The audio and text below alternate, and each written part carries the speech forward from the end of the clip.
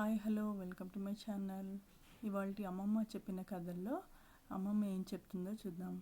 అమ్మమ్మ ఎప్పట్లాగానే మనవళ్ళు మనవరాళ్ళని దగ్గరికి తీసుకుని చందమామని చూపిస్తూ మరి అమ్మమ్మ ఇవాళ ఏం చెప్తామంటే మనం దాశరథి శతకంలో ఇంకొక పద్యం చెప్పుకుందాము అని అంటుంది. అలాగే పద్యానికి భావం కూడా. సో ఆ పద్యం ఏంటో అమ్మమ్మ చెప్పింది విందాం.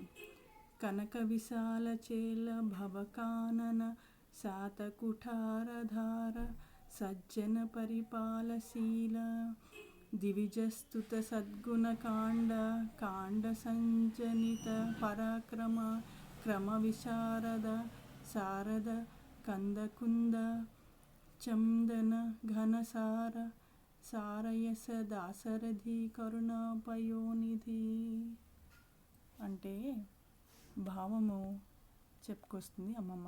ఏమిటి అంటే బంగారుమయమైన వస్త్రములు గలవాడవు, అలాగే సంసారమును అడవిని గొడ్డలి సంసారమును అడవికి గొడ్డలి మొన వంటి వాడు. అంటే గొడ్డలి మొన అంటే మొదలు లాగా అన్నమాట.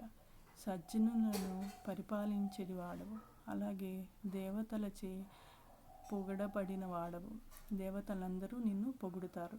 అలాగే మంచి గుణములు కలవాడవు, మరి బాణ విద్యలో అంటే ధనుర్విద్యలో పండితుడువు, అలాగే శరత్కాలపు మేఘము మరియు మొల్లలు గంధము పచ్చకర్పూరము వంటి నిగ్గైన కీర్తి గలవాడవు.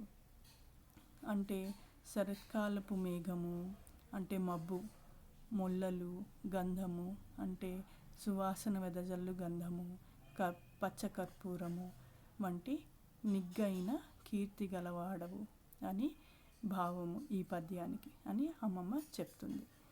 ఇట్లా మరి శ్రీరాముల వారిని మరి రామదాసు ఈ పద్యంలో పొగిడారనమాట. సో నెక్స్ట్ ఎపిసోడ్లో ఇంకొక పద్యంతో కలుద్దాం. అంతవరకు సెలవు. మరి అమ్మమ్మ నెక్స్ట్ ఎపిసోడ్లో ఏం చెప్తుందో, ఏదైనా కథ చెప్తుందో మనం వెయిట్ చేసి చూద్దాం. Thank you. Bye bye.